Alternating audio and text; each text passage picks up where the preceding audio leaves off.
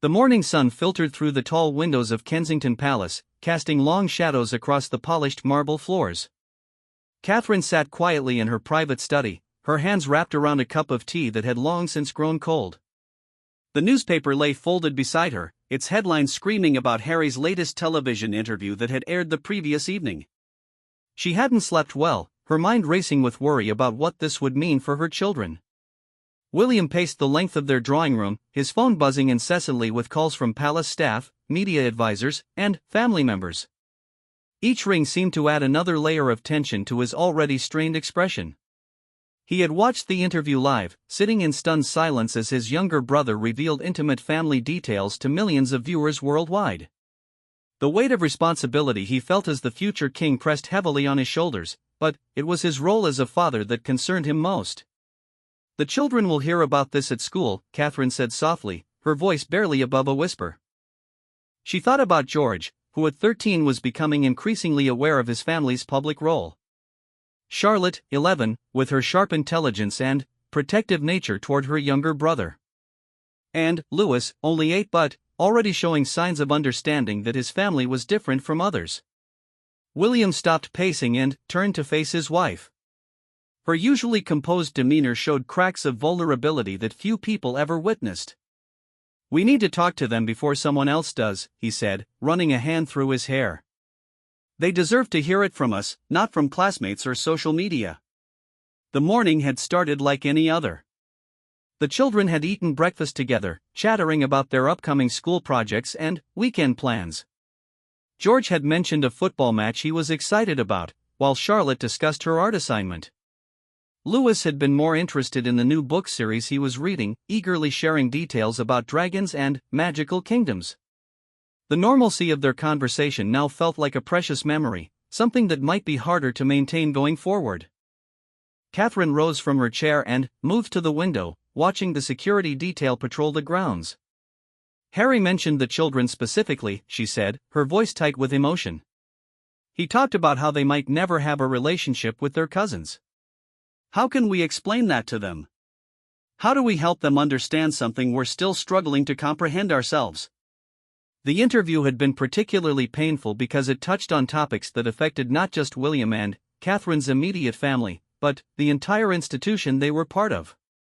Harry had spoken candidly about his feelings of isolation within the royal family, his struggles with mental health, and his decision to step back from royal duties. While Catherine understood his pain, she couldn't help but feel that airing these private matters publicly would have lasting consequences for everyone involved, especially the children. William joined his wife at the window, placing a gentle hand on her shoulder. "We'll protect them," he said firmly. "We'll be honest about what they need to know, age-appropriately, and we'll make sure they understand that family love doesn't disappear just because people disagree or live far apart." The palace staff had been in crisis mode since the early hours of the morning. Press secretaries were fielding calls from journalists around the world, each wanting a statement or reaction from the Prince and Princess of Wales. The children's security detail had been increased, and their school had been notified to be extra vigilant about protecting their privacy. These were precautions that reminded Catherine and William of their unique position in the world, and the constant balancing act between public duty and private family life. "I keep thinking about what Harry said about feeling trapped," Catherine admitted. "I worry that George might start feeling that pressure too. He's already so aware of his future role, and now this, it might make everything feel more overwhelming for him." George had always been a thoughtful child, perhaps too thoughtful for someone his age. He understood that he would one day be king, a concept that seemed almost mythical but was becoming more real as he grew older.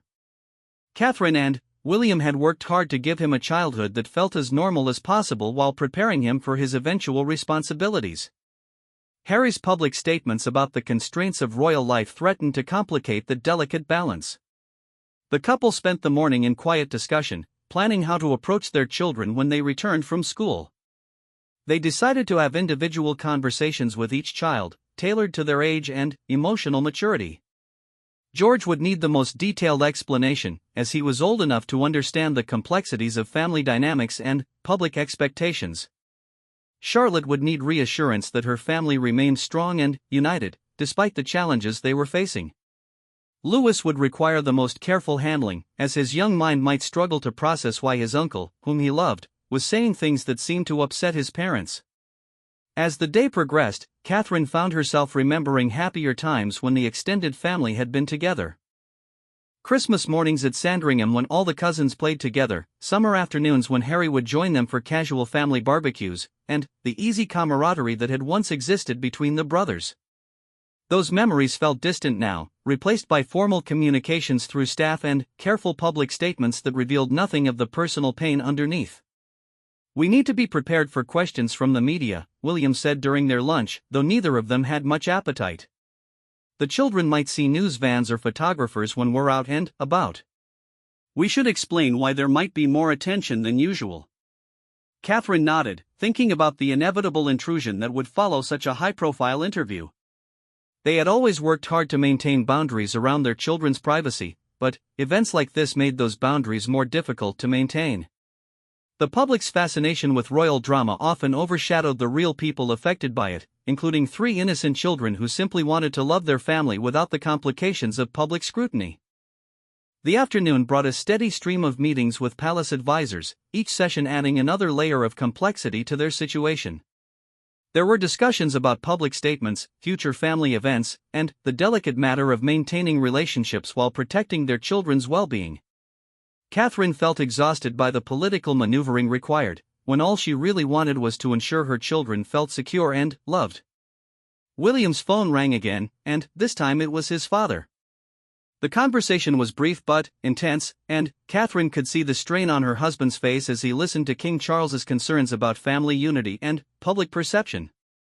The monarchy had weathered many storms throughout history, but each crisis felt intensely personal when it involved people you loved. As the school day ended, Catherine and William prepared themselves for what might be one of the most difficult conversations they would ever have with their children. They had faced many challenges as parents, from explaining the loss of great-grandmother Queen Elizabeth to helping the children understand their unique role in society.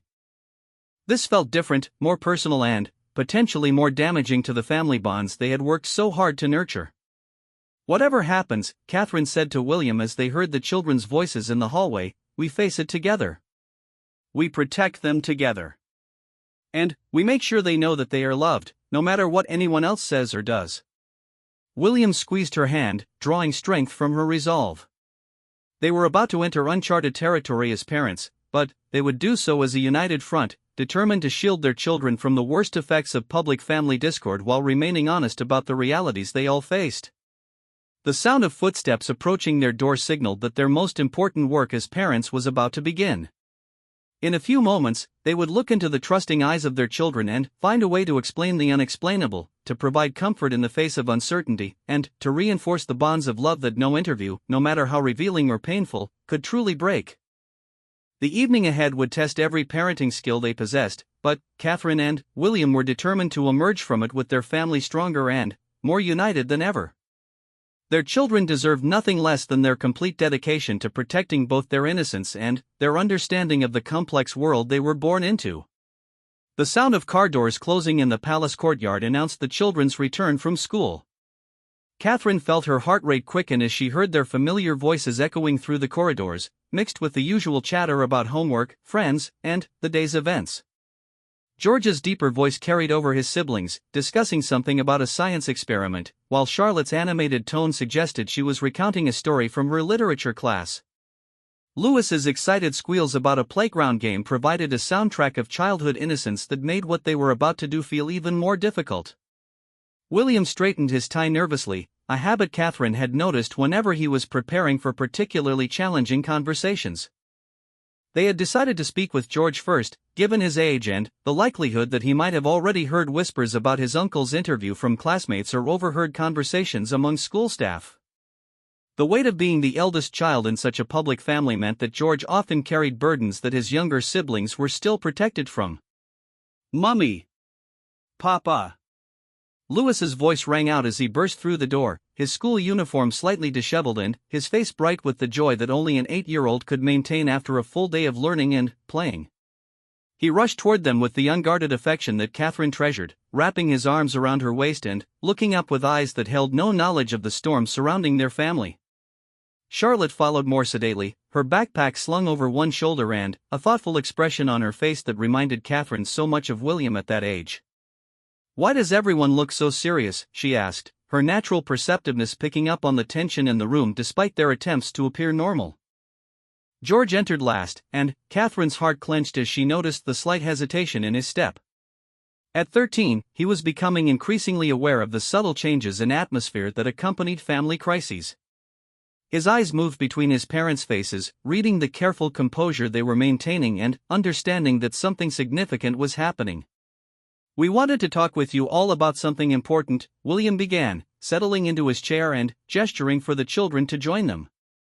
Catherine arranged herself on the sofa, creating a circle that felt both intimate and serious. "You might hear some things at school or see things in the news about Uncle Harry, and we wanted you to hear about it from us first."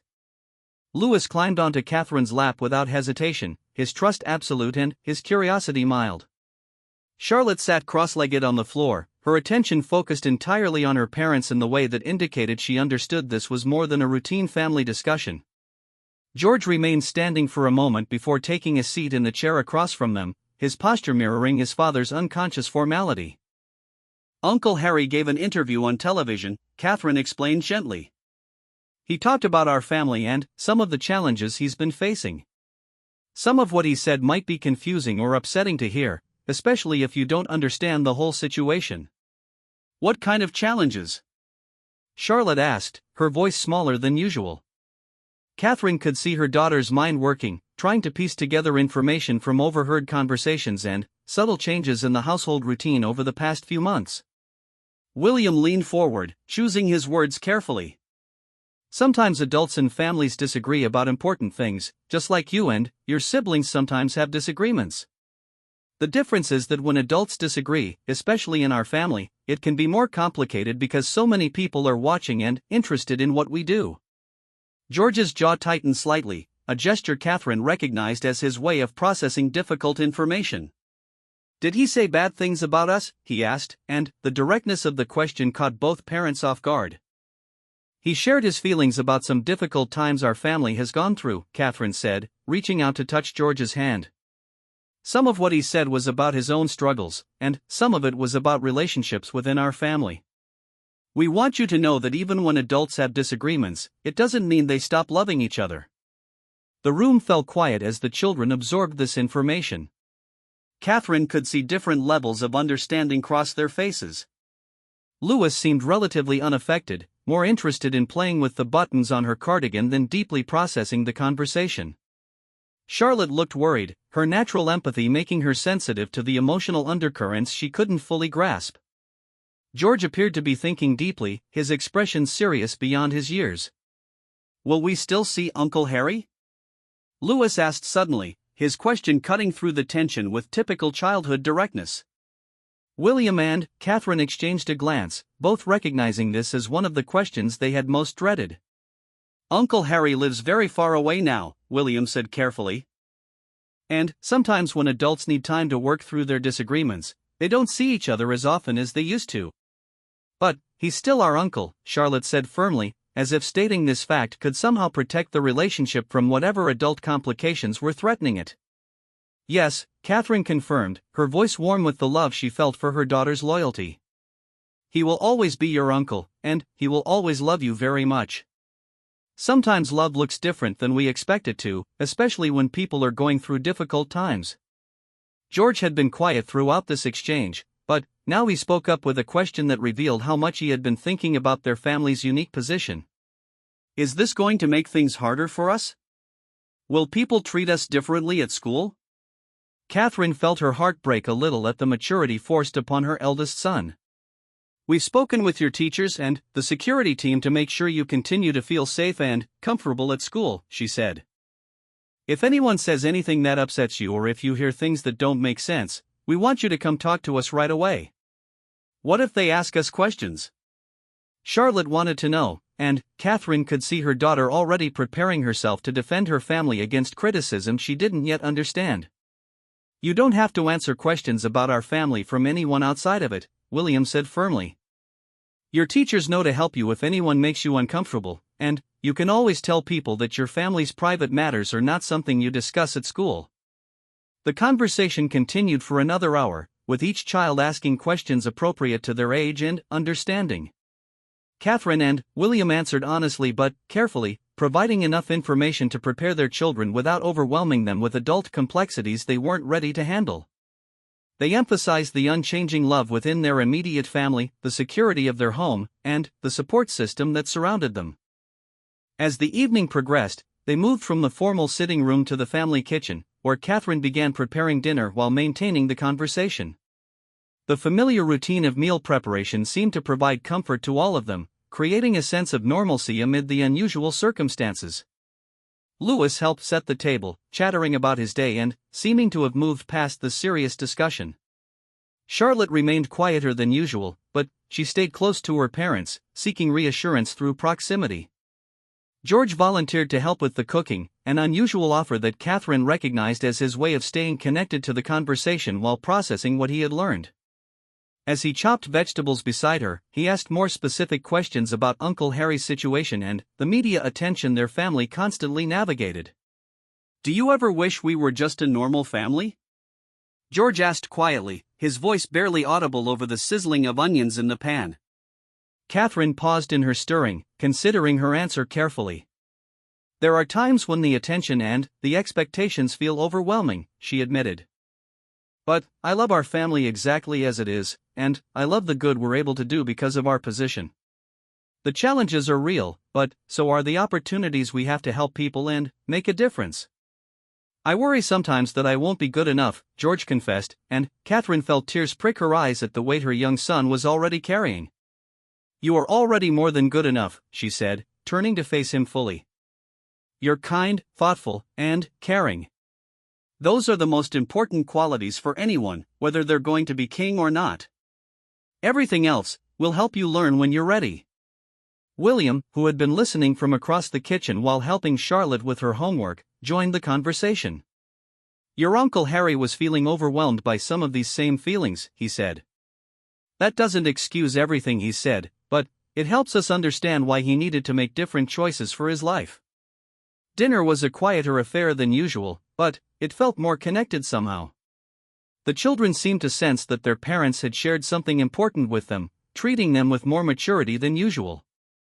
They asked fewer questions but offered more observations about their day, seeming to understand that normal family conversation was especially precious given the circumstances. After dinner, as they moved through their evening routines, Catherine noticed small changes in each child's behavior. Louis stayed closer to his parents than usual, seeking extra hugs and reassurance. Charlotte was more protective of Louis, helping him with his bedtime routine without being asked. George took more responsibility for household tasks, as if trying to prove his capability and support his parents during a difficult time. As they tucked each child into bed, Catherine and William provided additional reassurances tailored to each personality. They reminded Louis that he was safe and loved, helped Charlotte process her worries about family harmony, and gave George additional perspective on handling public attention and family expectations. The day had been emotionally exhausting for all of them, but Catherine felt proud of how they had navigated it as a family. The children had shown remarkable maturity and resilience, and she and William had managed to be honest without destroying their children's sense of security. Tomorrow would bring new challenges as the media coverage continued and the public reaction evolved, but tonight their family felt strong and united. Standing in the hallway outside their children's rooms, Catherine and William held each other close, drawing strength from their partnership and their shared commitment to protecting their family. The road ahead remained uncertain, but they had taken the first difficult step together, and that gave them hope for whatever challenges lay ahead. The following morning brought an intensity of media coverage that even William and Catherine, veterans of public scrutiny, found overwhelming. News vans lined the streets outside the palace gates, their satellite dishes reaching toward the sky like mechanical sunflowers seeking attention rather than light. Photographers with telephoto lenses positioned themselves at every possible vantage point, hoping to capture a glimpse of the family's reaction to the ongoing fallout from Harry's interview. Catherine stood at her bedroom window, watching the controlled chaos below while sipping her morning tea. The children were still sleeping, blissfully unaware of the circus that had assembled outside their home overnight. She had woken before dawn, her mind racing with concerns about how to maintain some semblance of normalcy for George, Charlotte, and Louis when the entire world seemed fixated on their family's private pain. William emerged from his dressing room, already dressed for the day in a navy suit that suggested he had early meetings scheduled. His phone had been buzzing incessantly since 5 in the morning with calls from palace staff, government officials, and family members all weighing in on the crisis management strategies being discussed. The weight of representing not just his own family, but the entire institution of the monarchy, showed in the tension around his eyes. "The children's school has requested that we use the rear entrance today," William reported, scrolling through messages from their security detail. "They've also assigned additional staff to monitor social media and prevent any inappropriate content from reaching the students during school hours." Catherine nodded, grateful for the school's proactive approach but saddened that such measures were necessary. She thought about other families facing difficult times, families who could process their challenges in private without the whole world watching and commenting. The public nature of their situation added layers of complexity to what was already an emotionally challenging experience. "George asked me last night if Uncle Harry still loves us," Catherine said quietly. "I told him yes, but I could see he was struggling to understand how love and public criticism can exist simultaneously." The question had haunted Catherine through the sleepless hours before dawn. How do you explain to a 13-year-old that someone can love you while also saying things that feel hurtful or damaging? How do you help children understand that adult relationships can be complicated in ways that don't always make logical sense? William joined her at the window, and together they watched the media encampment below. "We'll need to cancel this weekend's planned public engagement," he said. The children were looking forward to the charity event, but with this level of attention, "They'll be disappointed," Catherine replied, thinking particularly of Charlotte, who had been excited about meeting the young artists whose work they were scheduled to support. "But you're right. We can't expose them to this feeding frenzy." The morning routine began earlier than usual, with Catherine and William working to create a sense of calm normalcy despite the extraordinary circumstances surrounding them. They prepared breakfast together while discussing the day's modified schedule, speaking in the coded language that parents develop when they need to communicate adult concerns without alarming listening children. Louis was the first to appear in the kitchen, his hair tousled from sleep and his favorite stuffed dragon tucked under one arm. At 8, he possessed a remarkable ability to live entirely in the present moment, and he seemed genuinely unaware of the tension that had settled over the household. He chattered happily about a dream he had experienced, involving flying horses and magical castles, providing a soundtrack of innocence that both parents desperately needed. Charlotte followed soon after, already dressed and with her hair neatly braided. She had always been the most organized of their children, but this morning her efficiency seemed heightened, as if she was trying to be extra helpful during what she sensed was a difficult time.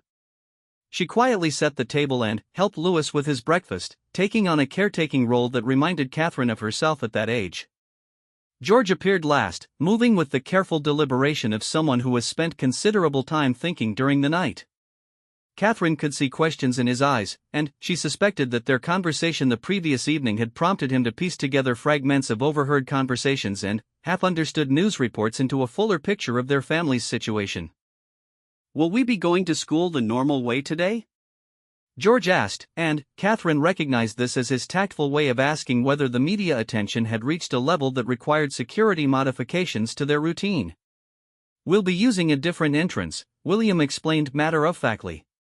"Just as a precaution while there's extra interest in our family." Charlotte looked up from her cereal with concern. "Is it because of what Uncle Harry said?" Catherine exchanged a glance with William before answering. "Yes, sweetheart. When someone in our family gives an interview like Uncle Harry did, it creates a lot of public interest, and we need to be extra careful about privacy and safety. I don't understand why everyone cares so much about what adults and families say to each other," Louis said, his 8-year-old logic cutting through the complexity with startling clarity. William smiled at his youngest son's observation. "You're right that it might seem strange," he said. "But, because our family has a special role in the country, people are very interested in everything we do and say, even things that would normally be private." As they finished breakfast, Catherine noticed that each child was processing the situation differently. Louis remained largely unaffected, still excited about a class project involving Egyptian pyramids. Charlotte was more subdued, clearly worried about the family dynamics she couldn't fully understand. George was observant and thoughtful, asking careful questions that revealed his growing awareness of the complexities of their public life. The journey to school required coordination with security teams and careful timing to avoid the heaviest concentration of media attention. Catherine sat with the children in the back of their vehicle, maintaining cheerful conversation about their day ahead while privately marveling at their resilience. They had adapted to the modified routine without complaint, accepting the extraordinary as if it were perfectly ordinary. After dropping the children at school, Catherine and William returned to the palace for a series of meetings that would consume most of their day. Palace communications staff briefed them on media coverage from around the world, showing them headlines in dozens of languages and analyzing public reaction across various platforms. The global fascination with their family crisis felt overwhelming and invasive. "The children's names are trending on social media," reported their press secretary, a capable woman who had managed royal communications for over a decade. "We're monitoring all platforms and working to have inappropriate content removed, but the volume of discussion is unprecedented." Catherine felt sick thinking about strangers around the world discussing her children, speculating about their feelings, and offering opinions about their family relationships. She had known when she married William that her children would never have completely private lives, but the intensity of interest during family crises still caught her off guard. "We need to consider how to address this publicly," William said, his voice heavy with the responsibility of protecting both his immediate family and the broader institution they represented. "If we say nothing, speculation will continue. If we say too much, we risk escalating the situation." The afternoon brought calls from other royal family members, each offering support while also expressing their own concerns about the situation's impact on the monarchy's reputation. Catherine listened to these conversations with a mixture of gratitude and frustration, appreciating the solidarity while wishing that the focus could remain on the human cost rather than the political implications. King Charles called personally to check on his grandchildren, his voice warm with genuine concern for their well-being. Catherine could hear the pain in her father-in-law's voice as he navigated his dual role as grandfather and sovereign, wanting to protect his grandchildren while also managing a constitutional crisis. "The children are remarkably resilient," Catherine assured him. "We're being very careful about what information they receive and how we present it. They're asking good questions and showing incredible maturity." When it came time to collect the children from school, Catherine and William were relieved to hear that their day had passed without major incident. The school's careful management had protected them from most of the external drama, allowing them to focus on their studies and friendships. However, each child had experienced small reminders of their family's unique situation. George reported that his history teacher had made a point of discussing the importance of primary sources versus media interpretation, a lesson clearly designed to help students think critically about news coverage. Charlotte mentioned that several classmates had asked her questions about her uncle, but that she had followed her parents' advice about maintaining privacy. Louis seemed completely unaware that anything unusual had happened, regaling them with detailed descriptions of his art project and playground games. That evening, as they gathered for dinner, Catherine and William made a conscious effort to focus on normal family conversation. They asked about homework assignments, listened to stories about friends and teachers, and discussed plans for the upcoming weekend, even though those plans would likely need significant modification. "Can we still have our movie night on Friday?" Charlotte asked, referring to their weekly tradition of watching films together as a family. "Absolutely," Catherine said firmly. "Some things are too important to change, no matter what else is happening."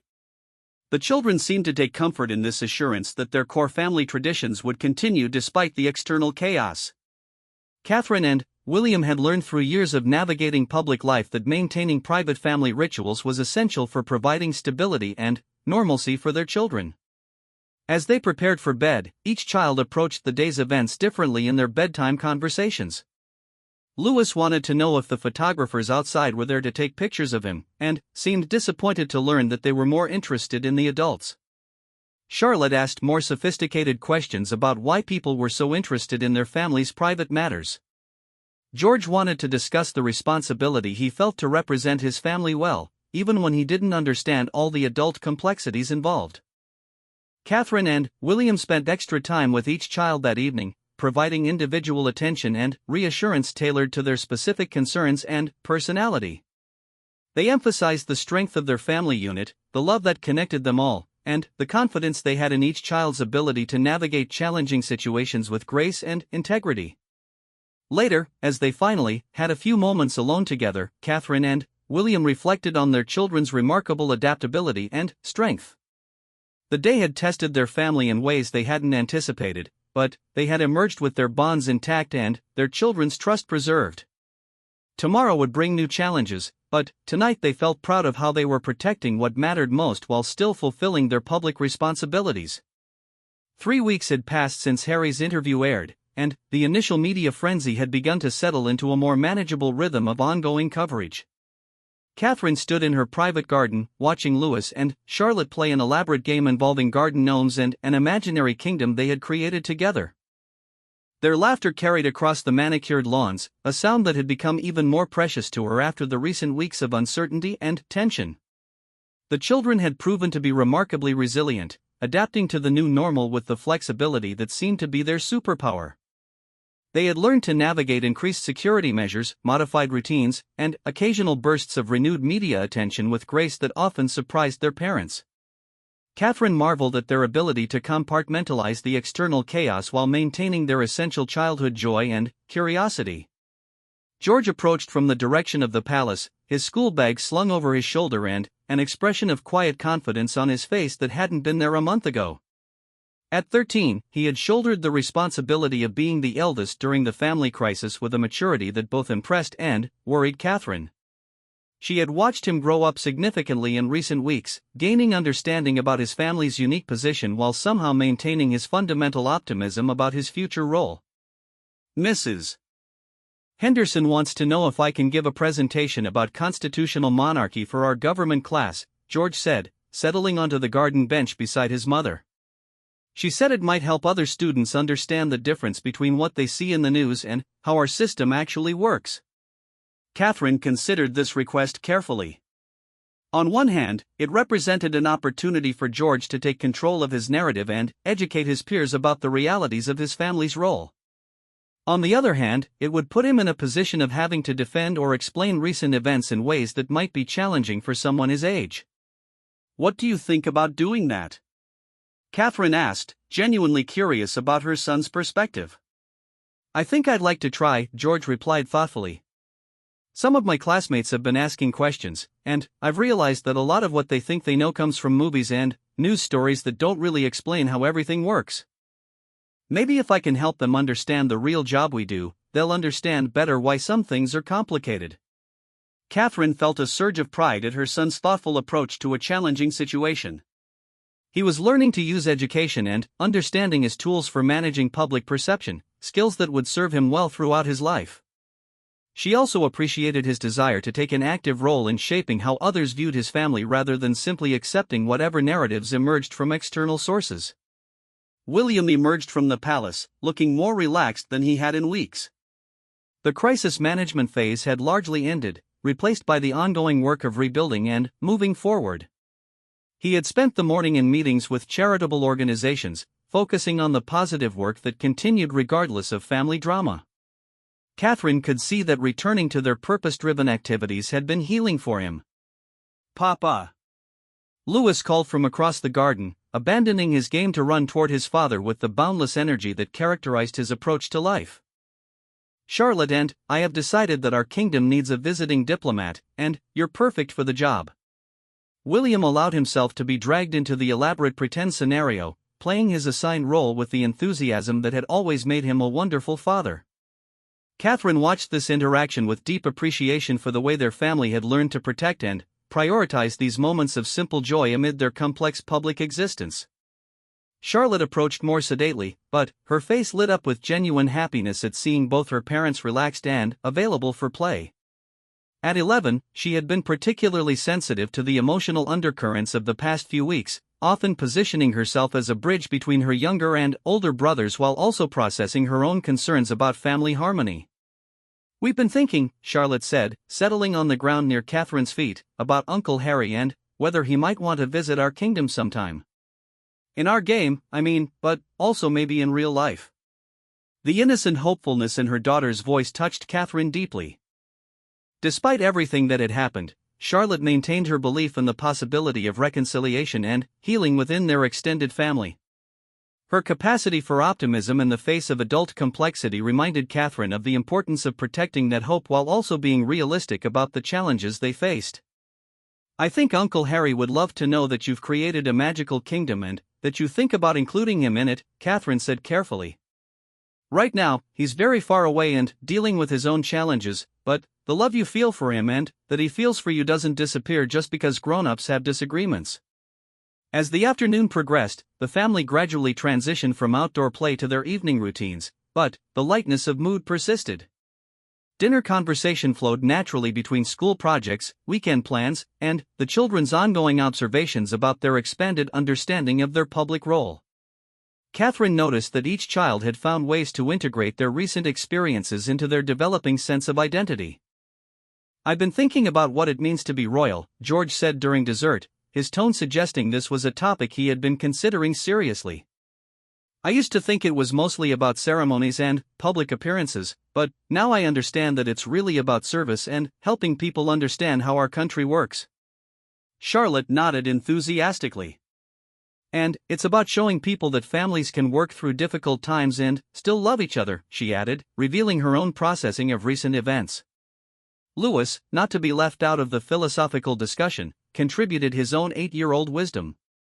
"I think being royal means being extra kind to people because they're watching to see how we behave," he said, summarizing complex concepts with startling clarity. William and Catherine exchanged glances across the dinner table, both recognizing the profound growth their children had experienced during these challenging weeks. They had emerged with deeper understanding, stronger family bonds, and more sophisticated thinking about their roles in the world. The crisis had tested them all, but it had also provided unexpected opportunities for growth and connection. After the children were settled for the night, Catherine and William took their traditional evening walk through the palace gardens, a routine that had become even more important during stressful periods. The quiet conversation and physical movement helped them process the day's events and prepare for whatever challenges tomorrow might bring. "I had a call from Harry's team today," William said quietly, his voice carrying a mixture of hope and caution. "Nothing direct, but they wanted to discuss the possibility of a private conversation sometime in the future." Catherine felt her heart quicken at this news.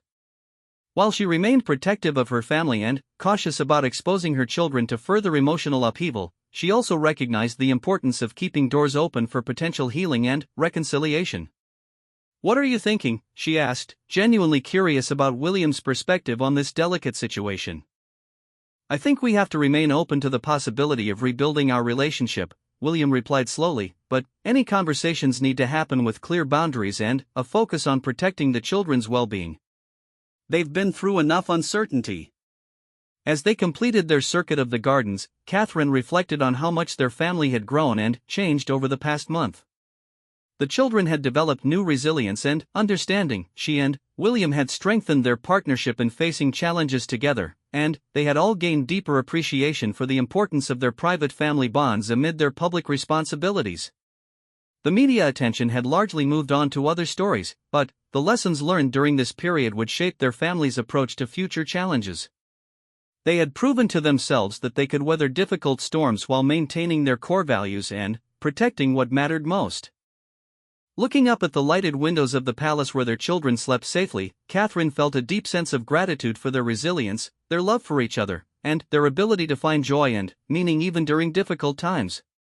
Tomorrow would bring new responsibilities and opportunities, but tonight their family was strong, united, and hopeful about the future they would build together. The past month had tested every aspect of their family life, from their roles as parents to their positions as public figures.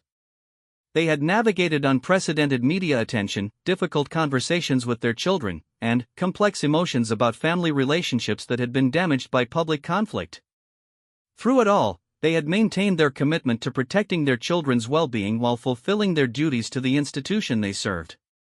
As they prepared for bed, Catherine and William reflected on the unexpected gifts that had emerged from this challenging period.